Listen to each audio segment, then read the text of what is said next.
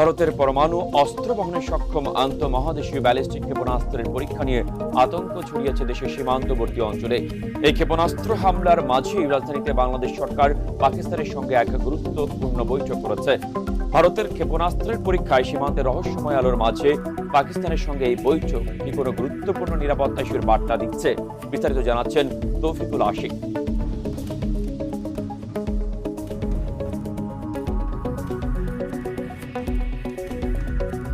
দেশের দক্ষিণাঞ্চল ও দক্ষিণ পশ্চিমাঞ্চলের আকাশে দেখা গেছে এক অদ্ভুত আলোর ঝলকানি। সীমান্তবর্তী ইছামতি নদীর আকাশে বিস্ময়কর এই আলোর ঝলকানির একটি ভিডিও সামাজিক মাধ্যমে ভাইরাল হয়েছে। পরবর্তীতে ভারতের প্রতিরক্ষা মন্ত্রণালয় জানায়, ৮ মে সন্ধ্যায় ট্যাকটিক্যাল অ্যাডভান্সড রেঞ্জ অগমেন্টেশন নামে নিজস্ব প্রযুক্তির ফ্লাইট ট্রায়াল সফল হয়েছে। এই ক্ষেপণাস্ত্র শ্রেণীর প্রযুক্তি যখন সীমান্তবাসীকে ভাবিয়ে তুলেছে, তখন ঢাকার কূটনৈতিক পাড়ায় ঘটেছে গুরুত্বপূর্ণ ঘটনা।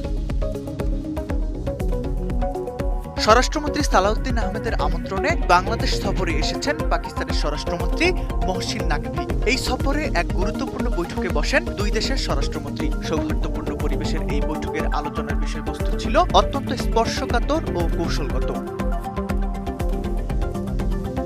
আমি বুঝি নির্মাণের শিল্প, সালাম স্টিল বোঝে ডিউরেবিলিটি। সালাম স্টিল, মোস্ট ডিউরেবল স্টিল। এ সময় আঞ্চলিক নিরাপত্তা চ্যালেঞ্জ মোকাবেলায় অভিন্ন স্বার্থের উপর গুরুত্ব দেওয়া হয়। বিশেষ করে সীমান্তের ওপার থেকে আসা বিভিন্ন অপরাধ দমনে আইন প্রয়োগকারী সংস্থাগুলোর মধ্যে সমন্বয় বাড়ানোর বিষয়ে একমত হয়েছে ঢাকা ও ইসলামাবাদ।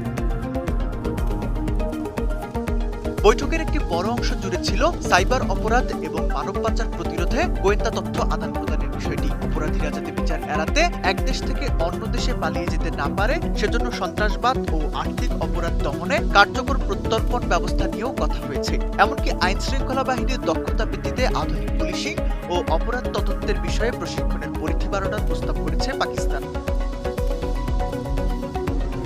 তবে বৈঠকের সবচেয়ে গুরুত্বপূর্ণ দিক ছিল রোহিঙ্গা সংকট। স্বরাষ্ট্রমন্ত্রী সালাউদ্দিন আহমেদ রোহিঙ্গাদের নিরাপত্তা ও মর্যাদাপূর্ণ প্রত্যাবাসনের জন্য আন্তর্জাতিক সমর্থন বৃদ্ধির আহ্বান জানান। এ বিষয়ে মিয়ানমারের উপর চাপ সৃষ্টি করতে পাকিস্তান আন্তর্জাতিক পর্যায়ে গঠনমূলক ভূমিকা রাখতে পারে বলে বৈঠকে আলোচনা হয়েছে।